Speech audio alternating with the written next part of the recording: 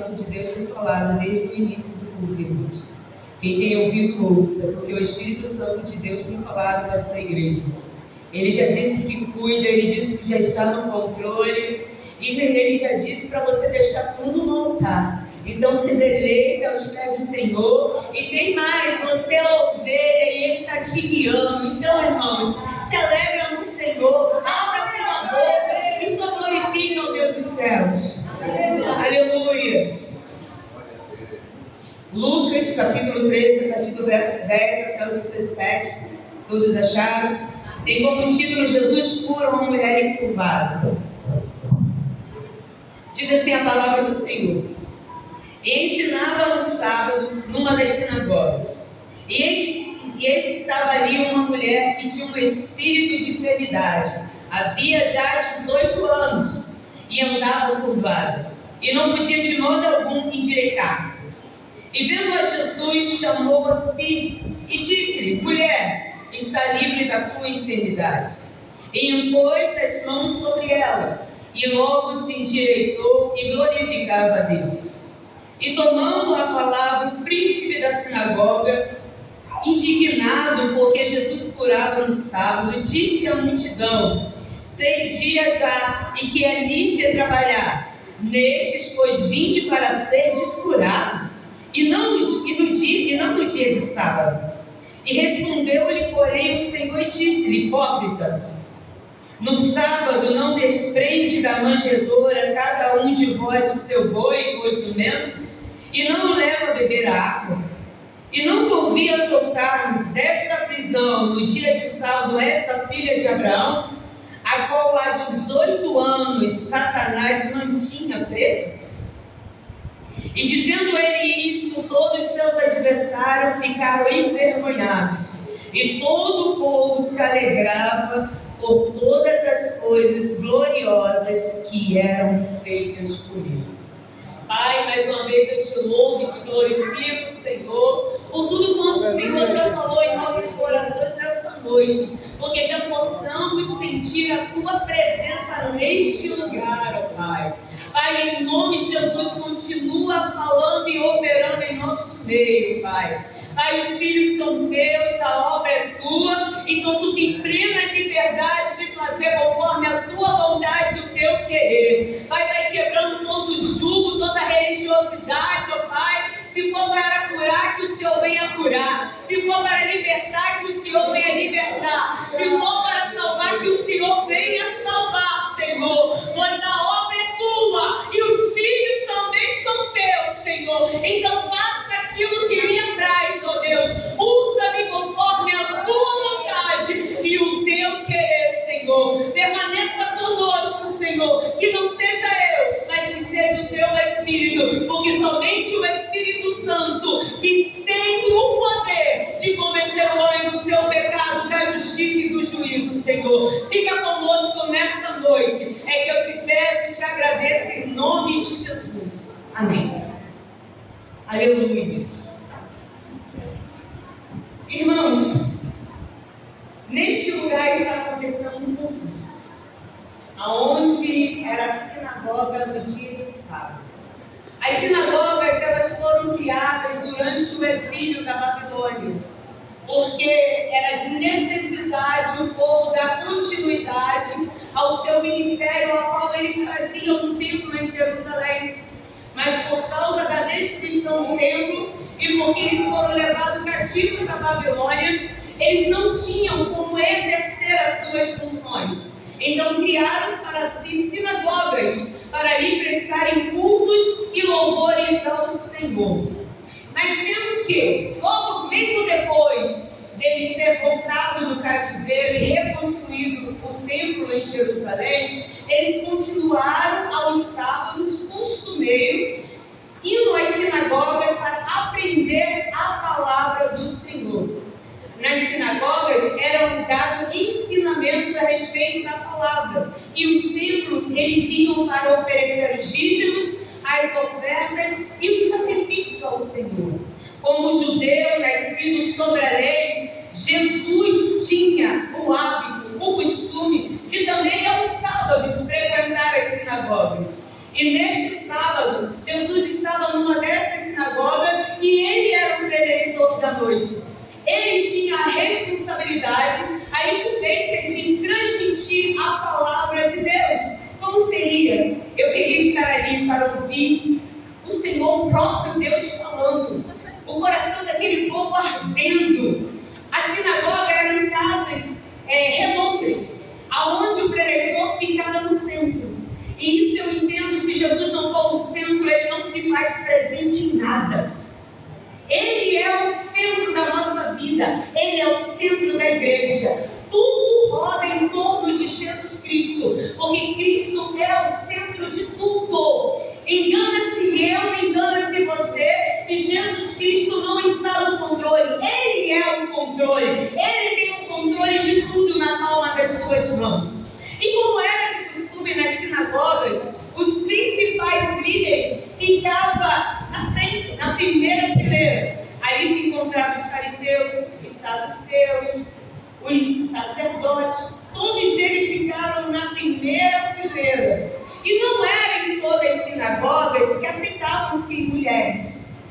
Como eu falei na escola bíblica dominical, na lição passada, numa sinagoga, para ser aberta, elas tinham que ter no mínimo 10 homens. Se tivesse 100 mulheres e 9 homens, a sinagoga não era aberta para o culto.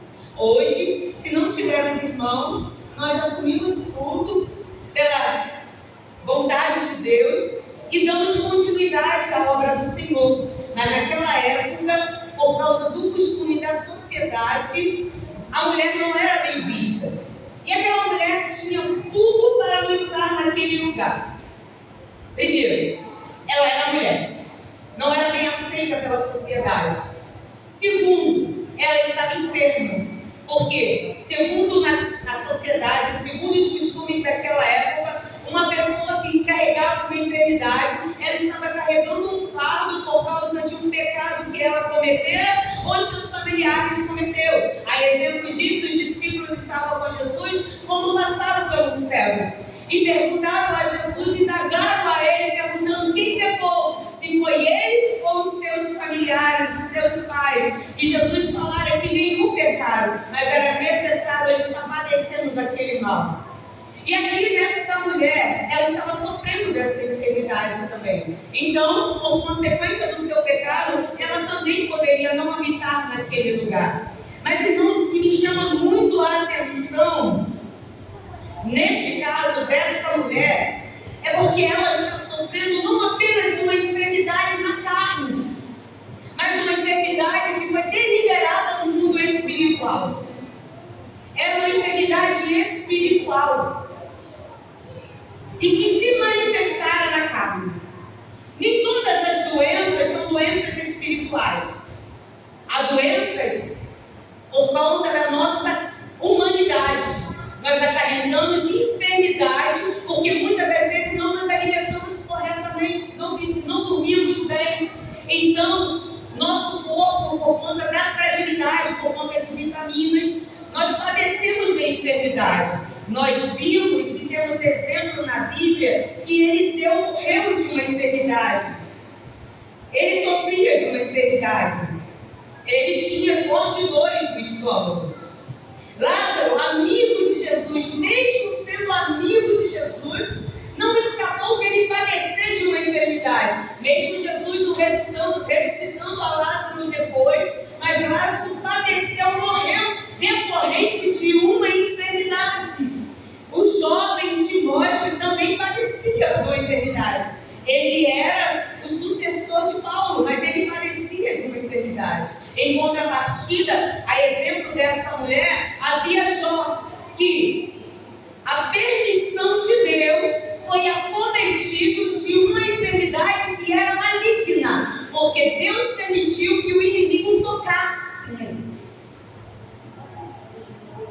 Mas nós cremos no poder da palavra, que para isso se manifestou o Filho de Deus, para desfazer as obras do diabo. Nós temos um Deus para libertar, para restaurar, para levantar e para salvar o homem de todo o mal que o inimigo tentar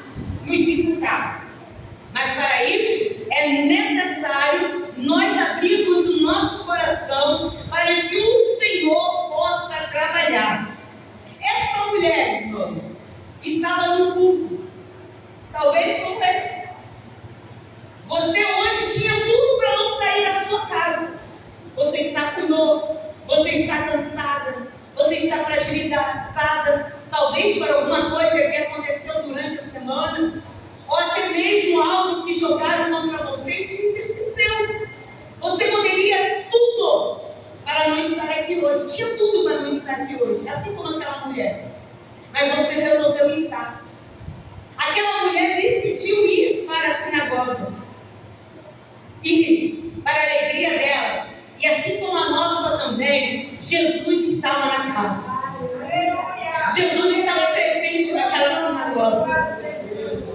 E quando Jesus está presente no local, ninguém sai da mesma maneira que entrou. Quando Jesus tem um encontro com o homem, não há estrutura humana que consiga se prender ou continuar da mesma maneira que se encontrava. Aleluia. Existem, irmãos, algumas situações, assim como dessa mulher, que também permite ao homem curvar-se. A palavra de Deus dá exemplo em Salmos 38, versículo 5 e versículo 6, que diz, o salmista: as minhas chagas cheiram mal e estão corruptas por causa da minha loucura.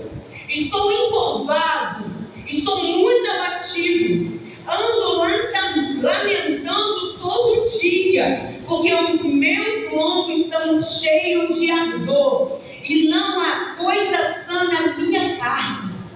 O salmista está aqui declarando para o Senhor que por causa do pecado que ele havia cometido, ele se encontrava encurvado. A carga estava muito pesada sobre os seus ombros, a ponto dele se encontrar encurvado. Outra maneira da pessoa ficar encurvada, há exemplo de Salmos 44, versículo 24 e 25, que diz assim: porque esconde a face e te esquece da nossa miséria e da nossa opressão, pois a nossa alma está abatida até o pó, e o nosso corpo curvado até o chão.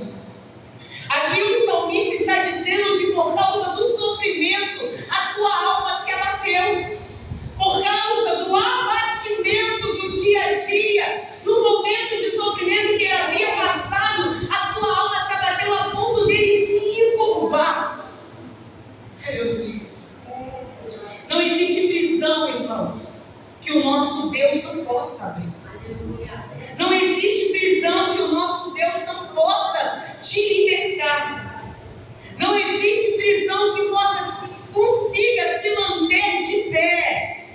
Não importa se ela seja espiritual, não importa se ela seja por causa de um pecado que você tenha cometido, não importa que seja por causa de um sofrimento que está abatendo a sua alma. O meu Deus, o teu Deus tem poder para te libertar, porque eu creio no Deus que falou que se verdadeiramente o Filho te libertar, verdadeiramente sereis livres pelo poder da palavra de Deus. O nosso Deus tem poder para libertar, para quebrar correntes, quebrar milhões. Aleluia. Aleluia. Louvado e glorificado seja o nome do Senhor Jesus. Aleluia. E o teu Deus, Ele não está apenas preocupado, irmãos, com o nosso exterior. Porque é bem verdade que nós nos preocupamos muito com a aparência. Procuramos a melhor roupa, o perfume, ajeitamos nosso cabelo, nos preparamos